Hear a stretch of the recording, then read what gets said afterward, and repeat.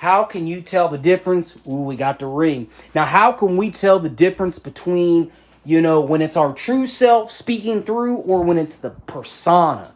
The persona is what I would now call the trickster spirit.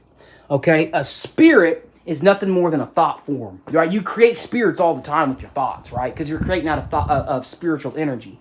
But those thought forms go on and they try to take a life of their own.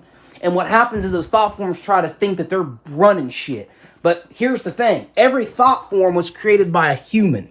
There's an old saying that I like to, it's my saying. I'm taking it. I created it. It says that God created the humans, but the humans created God.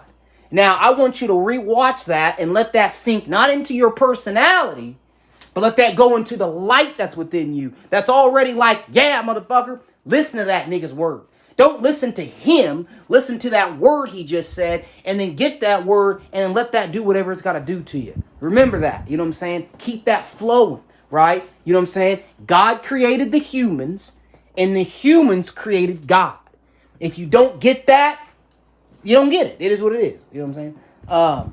But understand you have a personality that you're identifying yourself with, and your personality has been trained to think that there is something outside of itself. Your personality has been trained that there is some outer God. There's some outer cosmic. Like Hemet made a good point. The ego will trick your ass into, the ego will trick you into thinking that there is an outer force that's trying to get you. There's nobody outside of your body trying to get you. Nobody.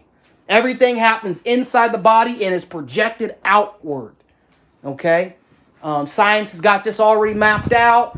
If that's what because I understand the ego brain wants proof, right? That's one thing about these egos. These brains want facts. They want proof. How do you know? I don't, because they want the brain functions off the five senses. So if it can't see it, touch it, hear it, smell it, he goes, oh, I don't know. But you got to go beyond the five senses, okay? Because you have other senses you can tap into that can see and understand that are already ready. And by the way, stop trying to get some power. Quit trying to get power. Quit trying to get power. If you're trying to get power, you might be feeding into something. Okay? Quit trying to get power. You already have it. You can't get what you already have. Stop. Stop trying to be connected to God or source or whatever you want to call the divine, right? That light. It's just a light. It's a light at the end of the day. Whatever we want to name it, it don't make no difference the name. The name's been named so many different things.